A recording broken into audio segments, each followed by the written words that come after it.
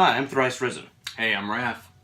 And today we are here to talk about Amonkhet and Hour of Devastation, the set to follow after.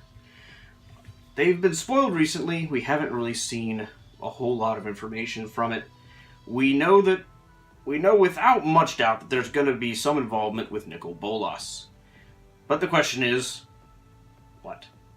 I have read into some speculation that the set will have something to do with, like, a planeswalker test or whatever. How Nicol Bolas is having a series of trials for different beings on his planes to try and discern the best planeswalkers from the rest or whatever. From what I understand, it's the plane of Amonkhet. They have gods. It's an Egyptian-themed set. That much we know from some of the art that's been spoiled.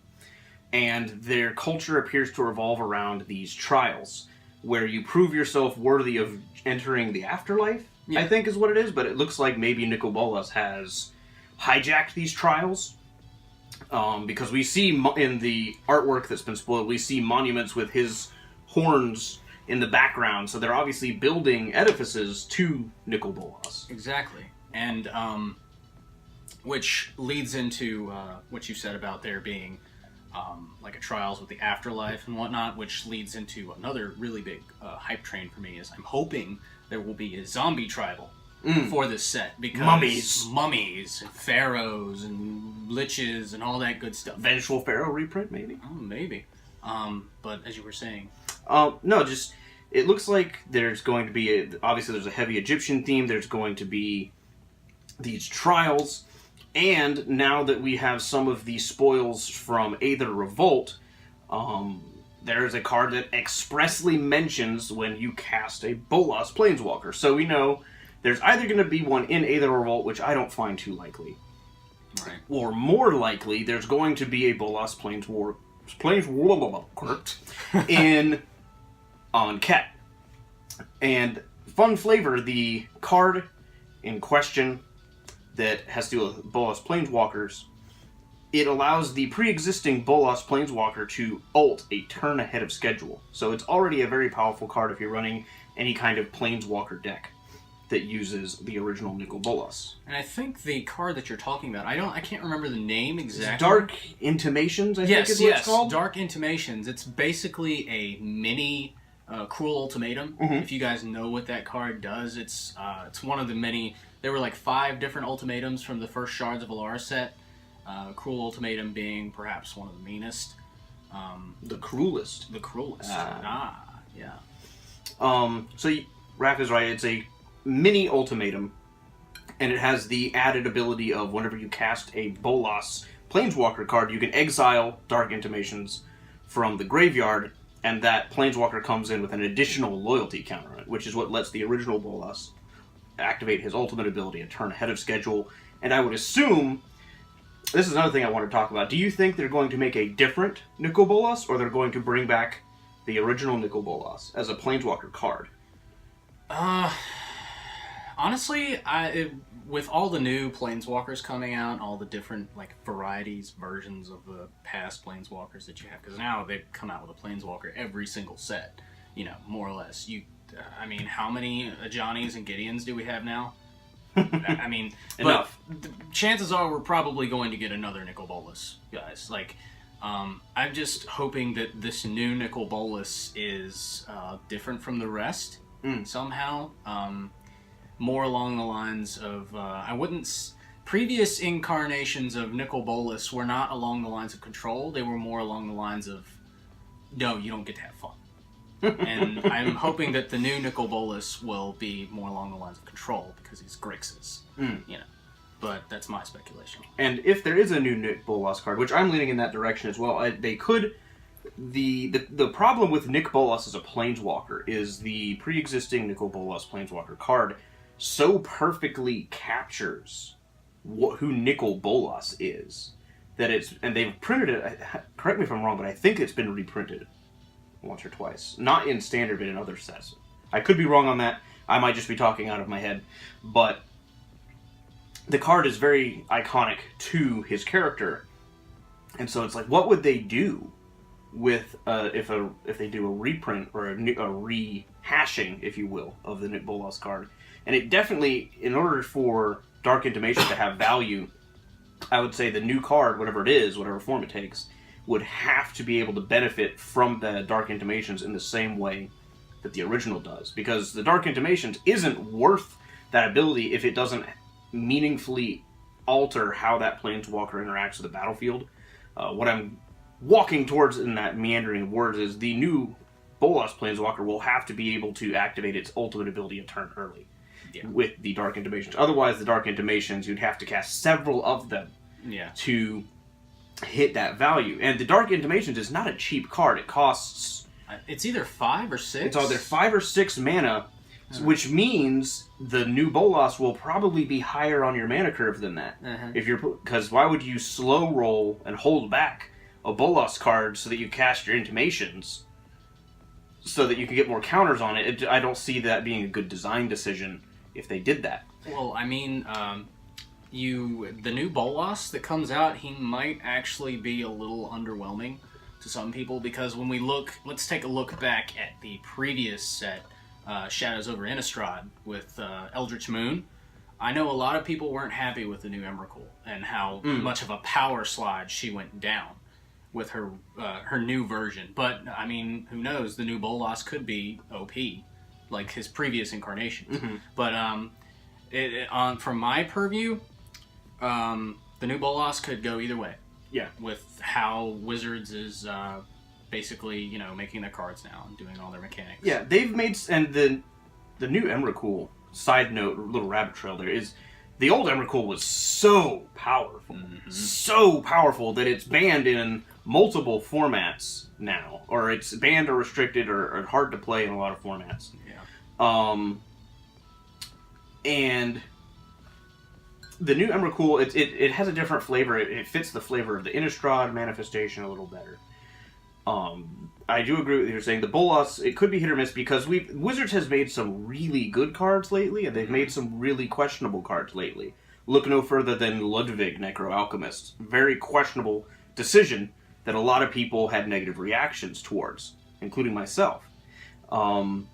But then they come out with other really good cards. Look at Kalitas, Traitor of Get, or Cletus, or however you personally choose to pronounce it. I don't know what the official Wizards pronunciation for that card is, but that card is a bomb. It's a powerhouse. And then you have cards like Sylvan Advocate and Grim Flayer. If you're noticing all these cards are green-black, it's because I'm a Golgari player. I'm a bit biased.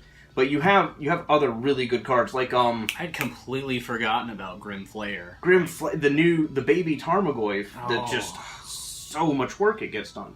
But branching out from my chosen colors, you've got the Prowess Hound that gets cheaper.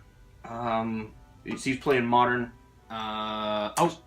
Kiln Fiend. Is that it? Maybe. Shows you how much red I play. But you have cards like that. You have, even slightly far back, you have Ugin. You have lots of good planeswalkers. You have the Gideons, which have been hit or miss. The Nissas, the Nissas have varied wildly in terms of whether they're either really good or really not playable. In my personal opinion. The Sorens have been more or less okay. Some of them have been really good. I think the newest Soren, in that respect, Grim, I'm going to just call him Grim Tutor. Because, I mean, that's kind of what he does, doesn't he? Isn't that one of his abilities where he tutors or something? No, you look at the top card and you get it and stuff your opponents take damage equal to the converted mana cost. He plays really well with Emrakul, which is a flavor fail, I think. Yeah, it's a very big flavor fail. But as far as the new Bolas goes, in comparison to his previous incarnations and other planeswalkers, there's a good chance that he could be a hit or miss. Like it's like you said, Wizards has kind of had a tendency lately to go back and forth between making really good cards and really good flops. Like just really good bombs and really good bombs. Actual bombs. Alright, so Amonkhet itself, we've seen some of the art for the plane. Very Egyptian-y. There's the giant gator person walking around. There's a gator person? There's a giant... In the art for the Amonkhet, They have the whole spread, and it looks like a statue, but if you look closely, I don't think it's a statue. It's this giant Egyptian animal-headed gator man. Now, when you said gators, I thought of like the crazy Cajun voodoo gators from Warmahordes. No, this is the classic Egyptian deity where it has like the human body from here down, but there's an alligator or a crocodile head. I'm assuming Egyptian is probably going to be crocodile. Okay. But crocodile head, and I was like, okay, this is an interesting design space. Right. Now, what mechanics do you think we might see in Amonkhet? Amonkhet, it being an Egyptian-themed plane, it wouldn't surprise me if we saw a lot of graveyard related mechanics. It wouldn't surprise me if they brought back something like Morbid, or heck, they could even. I really don't want them to, but they might even reprint some of the newest mechanics like Delirium or Madness. I don't think they'll do that. I don't see it, because that's definitely a Shadows flavor, and although I would be inclined in a vacuum to agree with you about the graveyard flavor, my question is, would they do such a heavy graveyard theme right on the heels of Eldritch Moon? Because then you just have so much there's already a lot of graveyard in existence. Right. With the Madness, with Delirium, with all that kind of stuff. The question I had as well, because in Kaladesh, they've experimented with making dwarves the signature white race. Right. That sounds very racist of me, but the signature race in the color mana pie of white identified whatever. DePaul is awesome. Continue. Yes. Yes, I have been run over by DePaul a number of times. But I don't see dwarves fitting into Amonkhet. No. So, and also here's the other thing. They've said that the dwarves are an experiment. Amonkhet, the way their design process worked, Amonkhet has already been designed. So I don't foresee that we'll see any dwarves in Amonkhet. No, I don't, not at all. In sets planned after the release of Kaladesh, there might be some dwarves, but that's going to be, maybe a year or two down the pipe. Right. So for everyone who's excited about Dwarf Tribal, I wouldn't expect to see that really soon. It's gonna like politics and economic policy, it's gonna take a while to trickle through and see what the results of it is. If you're talking about the tribal sense, as far as the creature types that we might see in this set, I really don't think we're gonna see a lot of elves either. Me personally, because it's Egypt, and do you see elves? I bet you we'll see humans. Yes, humans, definitely. Humans, zombies, heck, maybe even minotaurs or griffs, hybrid things. I could see griffs, sphinxes. Yes, sphinxes. If we don't see sphinxes in this set, wizards, why? Yeah. Griffins are more of a Greek thing, although I could see them doing, playing with the art a little bit. I think if we're going along the historical timeline, I think they exist in the same time period. As far as cultures go. What about?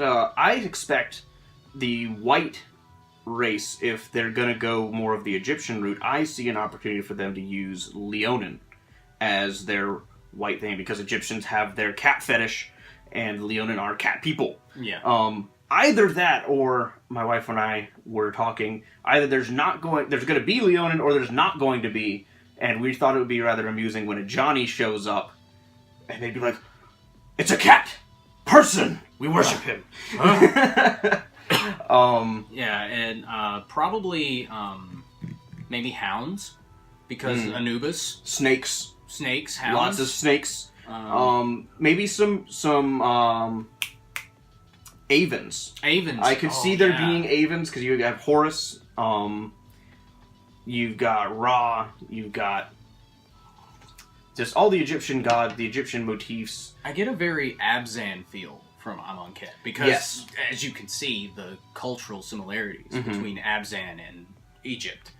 But do you think we'll see a lot of equipment in this set, or hardly any, or what card type do you expect to see a lot of? Enchantments, instant sorceries, equipment, artifacts. This being a set themed around Egypt, and we've already had a set in the past. I can't remember what it was called exactly. It was themed around Aladdin or Arcadian Masks, like Arabian Nights and all that stuff.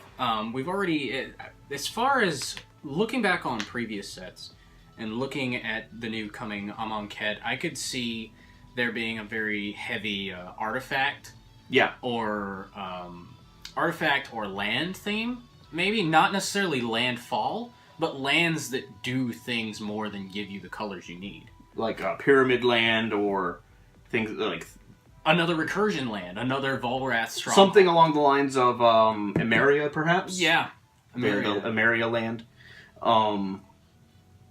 New duels. I mean, who knows? Maybe the old duel lands might get reprinted. We don't know. I mean... We can hope and pray. I would definitely agree about the artifact theme. I think that Egypt is a rife location for artifacts, especially if they're going with the ancient Egypt. I don't know how I feel about an enchantment sub-theme, because we did that with Theros. I'm trying to think of...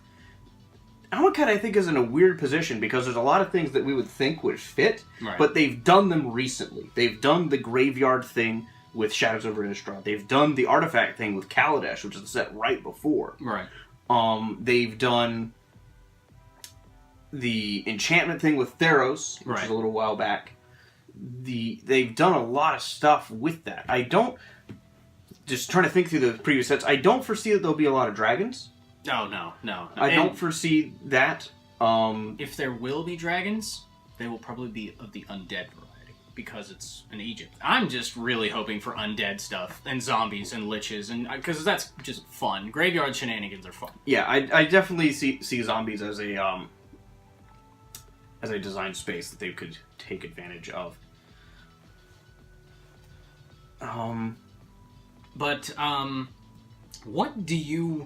What's something that you really, really, really want to see in this set? What do you want to see Wizards do?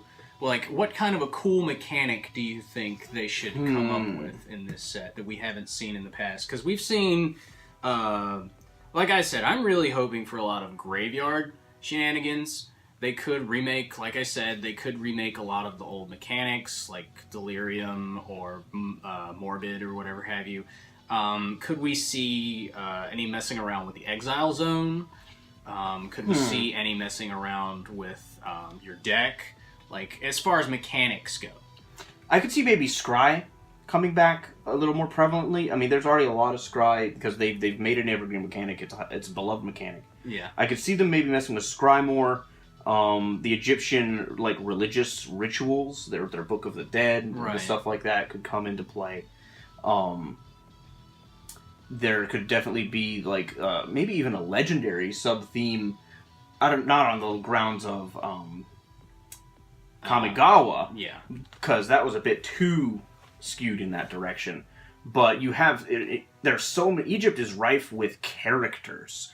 You have all these gods and goddesses and pharaohs and priests and priestesses, so it's a rife location for legendary characters.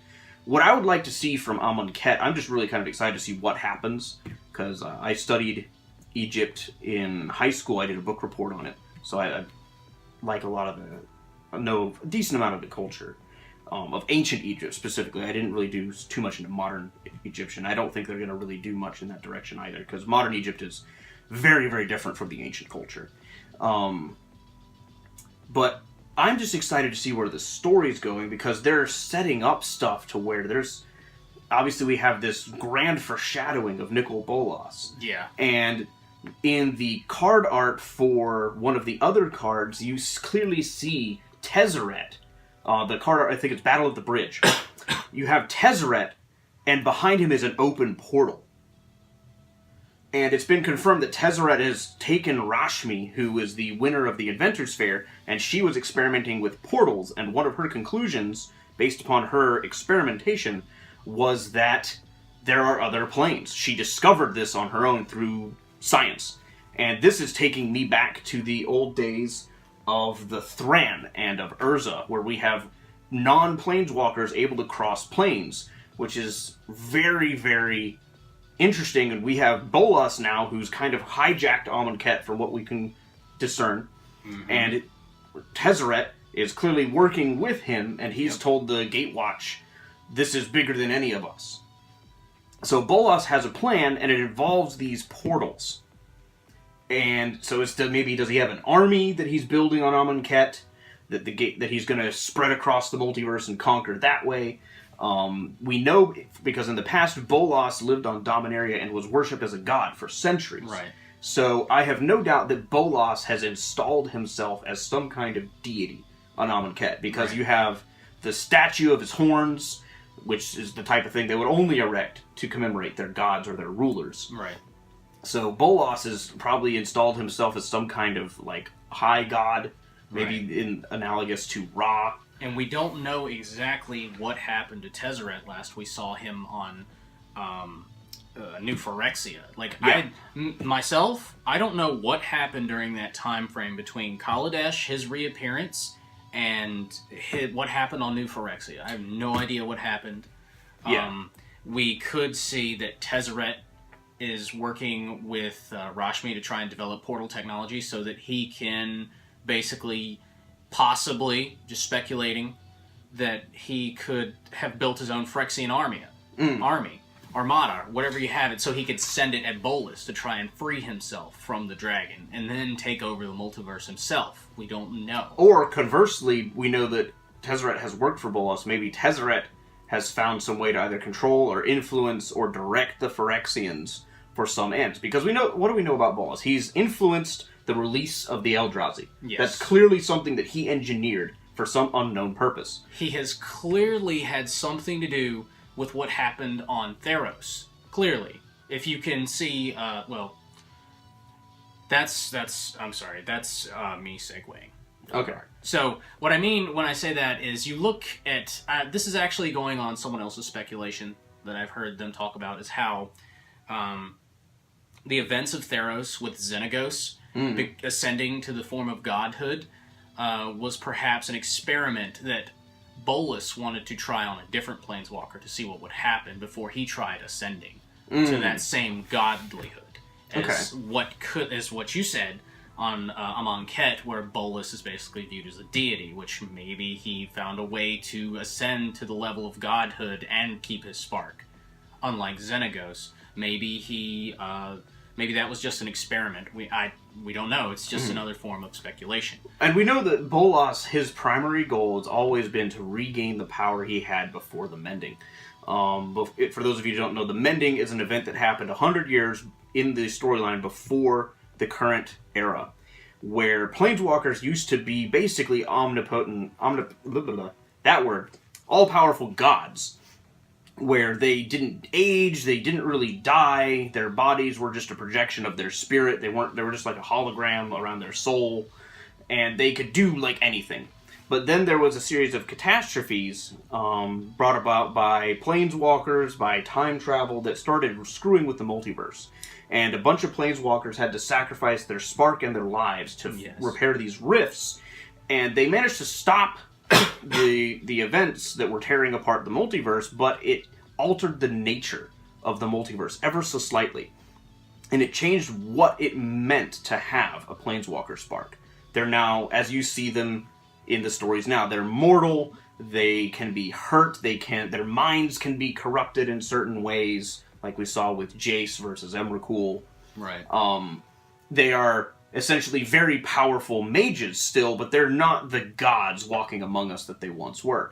And Bolas wants to return to that state. It was once said that when he ruled as a god on Dominaria, he stayed in this temple that met at a intersection of a blue, a red, and a black ley line. And he stayed there for the reason that his power was so great that if he went anywhere else on Dominaria, the sheer presence of his presence would crack the plane in half. Yeah. And that's the type of power that he once wielded, and he wants it back. There's a story called Test of Mettle that is very controversial, and it may have been ruled out of canon. But there's a couple things that Bolas says in that story that somewhat explain his reasoning that may still hold true. Basically, he had so much power, and now his form is so compressed that he's no longer able to retain some of even the knowledge that he once had. Right. Because his form can't hold it anymore. Right. And he wants to return to that state of being an almighty dragon god planeswalker being. Yeah. And being worshipped as a god, we have seen from what Krufix on Theros said, that concepts and things that are worshipped enough on Theros ascend to this godlike existence. Yeah. And Bolas perhaps has done the same on Amonkhet. Maybe we're going to see another cycle of gods. That's one thing I do expect we'll see. Yeah. Is we'll see another cycle of gods perhaps, or at least things that are attributed to these gods. Like in the original Zendikar, we had Ula and Emeria. Yeah. But they had deified the Eldrazi. Perhaps we'll even see the basically the. I'm just going to go ahead and call the planeswalkers that we have now the Gatewatch. We'll call them Super Friends, and we'll say that Nicol Bolas will have his own Legion of Doom, so to speak, for the planeswalkers. Who knows? He's probably recruiting planeswalkers to himself to deal with the Gatewatch. There is the Chekhov's gun of Vraska, who Ral Zarek met with Jace and said that Vraska has planeswalked off of Ravnica to nowhere in particular. He could not track to where she went. Usually his lightning bug system that he installed, he can track where Jace has gone and when he comes back. But Vraska left. To where, we don't know. But to where he can't determine, and this is what made him concerned, because Vraska has it in for Jace, and he's the Guild Pact. He's the Guild Pact, and they're kind of in it together on this front, so they're a bit concerned. But they were distracted because Liliana popped in and said, Tezzeret! And Jace was like, Tezzeret! And she was like, Tezzeret! And they went off to Kaladesh. And grabbed Gideon. And grabbed Gideon. So I'm waiting for the part in the conversation where Bolas gets brought up and Ajani goes, oh yeah, that guy, we fought. How'd it turn out? Not so well for him. I'm waiting for that little nugget to drop. To come in somewhere. I want to know is this a possibility for Tybalt to come back? Is it? Because we don't actually know, and I don't mean is it the guild. I mean, is it possible for Tybalt to come back? Because we don't know that he's dead. All that we know is that Sorin dealt with him. But we don't really... I don't exactly know how to interpret that, if you know what I mean. Do you believe that Tybalt has come back? Possibly. Will he ever come back? Don't know. As far as Vraska, it would make a lot of sense for her to go to Amonkhet. Mm-hmm. It would be not necessarily to Amonkhet itself, but a place in Amonkhet that could be shielded. Or shrouded, perhaps his temple, or they have some sort of glamour over the plains to prevent it from being detected. Or for all we know, she could just be hiding out in the ether. I mean, if what you said is true about Ral Zarek being able to track people from plane to plane, maybe she didn't go to a plane. She could be hiding out in the aether. Or it could be like another overlay situation. But this is tapping into the old lore, and I'm always hesitant to tap into the old lore with referencing to the new stuff, because Wizards has shown a tendency to try to distance themselves from some of the stuff that they've done. Yeah. And they want the story to be accessible. So someone like myself who's trying to come up with this really complex literary plot, not to say that Wizards is dumbing it down for everyone, but I do believe that they want their story to be accessible. So I have to sometimes check myself and go, what's the simplest explanation for this? And that's probably going to be what's happening, because they want the story to be followable and for it to make sense. Right. But that's not to say that the Brothers' War wasn't absolutely amazing. This is true. But that's all the time we have for today. I'm ThriceRisen. And I'm Raf Reanimated. We'll see you at the pre-release and the release and the post-release and the after-post-release. And a few Commander games. And Commander games of Amonkhet coming out. The pre-release is next month, I think. It's January. I can't remember the exact day, but... Well, that's not for Amonkhet. That's for Aether Revolt. Aether Revolt. Yes, I'm sorry. We have a set to go in between, and then we're all excited for Amonkhet, and we have this. We have to finish the revolution. Yeah, that shows you how much I pay attention to standard blocks. So, Viva la console! Yeah. But anyway, it's been great talking to you guys. Take it easy. Yeah, have fun. Yeah.